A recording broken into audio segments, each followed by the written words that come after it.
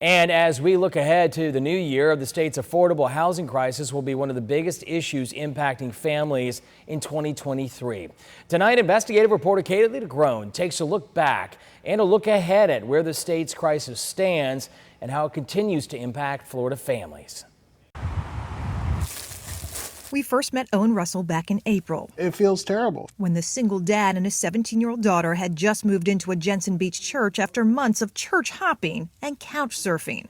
8 months later. Have you gotten out of that church? Do you have your own place? No, not as yet. So you're still homeless? Yes, ma'am.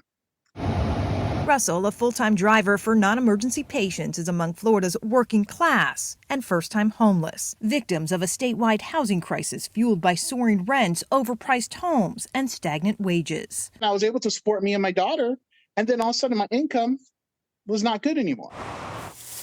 But after more than a year of living homeless, Owen, a Florida boy born and raised here, is ready to pack up one last time and leave, trading pricey Florida for a small, more affordable town in Georgia. I'm actually in the process of trying to buy a house where my mortgage payment will be $600 a month. Here I am, almost 50 years old, and I have to restart my whole entire life again. He's doing everything right. He used to be able to afford to live here on that same single income, and now he cannot. Madeline Bazone Greenwood leads Family Promises in Martin County, an advocacy group that helps families, including Owen's. In the 8 months since we last interviewed her, she says the calls for help are up. The phones will ring constantly, and not just from our own county. We have people calling us from as far as Miami up to Orlando. But while her county, like many in Florida, have announced plans to build new affordable housing units, her organization is working to create short-term solutions of their own, building tiny homes on church land, buying apartment units they can lease to families.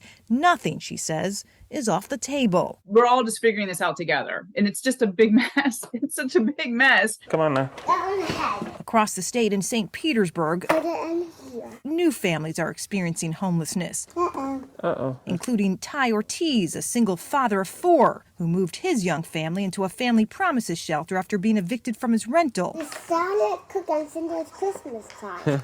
Then losing his $50,000 a year job, he says, when he couldn't afford daycare for his youngest. Right now, I am doing Uber while they're in school, and then overnight when I'm able to, and have someone to watch them. That's pretty much all I can do right now until we get a referral for daycare. While St. Petersburg has been lauded as one of several Florida cities aggressively tackling the affordable housing crisis, with federal housing help dried up, Florida's Housing Coalition believes local governments need to take a closer look at rezoning, turning single-family neighborhoods into multifamily. Community land trusts, where government owns the land a home is built on, is also likely to become more widespread as affordable housing remains a statewide crisis. Do you think that we've experienced the full consequences of this crisis? I don't know. I guess that's yet to be seen. I'd say right now things are pretty dire for a lot of individuals and families. Is it done?